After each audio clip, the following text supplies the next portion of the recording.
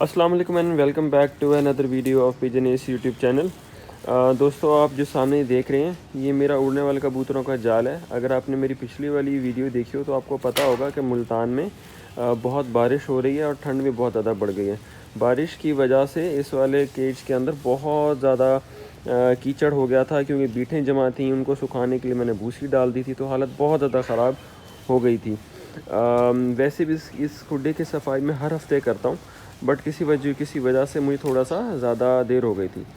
تو اس مرتبہ کیج کی صفائی کرنے کے لیے میں ایک بہت آسان طریقے کے ساتھ آیا ہوں تاکہ میرے تمام دوست بھی اس طریقے سے فائدہ اٹھا سکیں.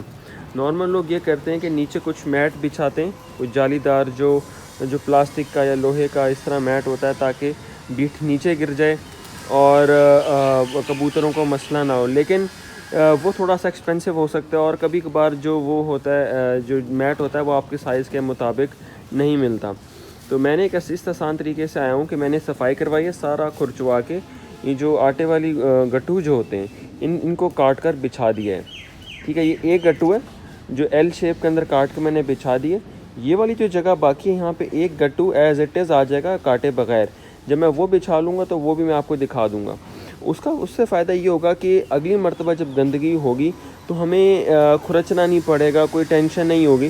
ہم صرف اور صرف ایک گٹو کھینچیں گے ہمارا کھڈا صاف ہو جائے گا. یہ گٹو 5-10 روپے کا بازار سے آپ کہیں سے بھی خالی مل جاتا ہے. اس طریقے سے آپ اپنے کھڈے کی بہت اچھے طریقے سے صفائی کر سکتے ہیں. میں آپ کو رکھ کے ایک مرتبہ جب پوری صفائی ہو جائے گی میں آپ کو دکھاتا ہوں. یہ لیں دوستو, اس کونے کے اندر بھی ایک اور بوری بچھا دی ہے. اب کسی قسم کی کوئی ٹینشن نہیں ہے.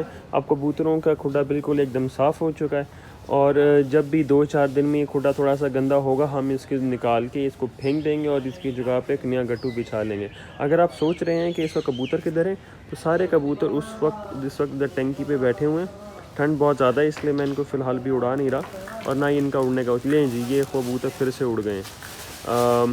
ان شاء اللہ تعالیٰ اگلی ویڈیو کے ساتھ پھر سے حاضر ہوں گے. آپ اس چینل کو ضرور سبسکرائب کیجیے گا اور اس ویڈیو کو ضرور لائک کریں. Thank you so much.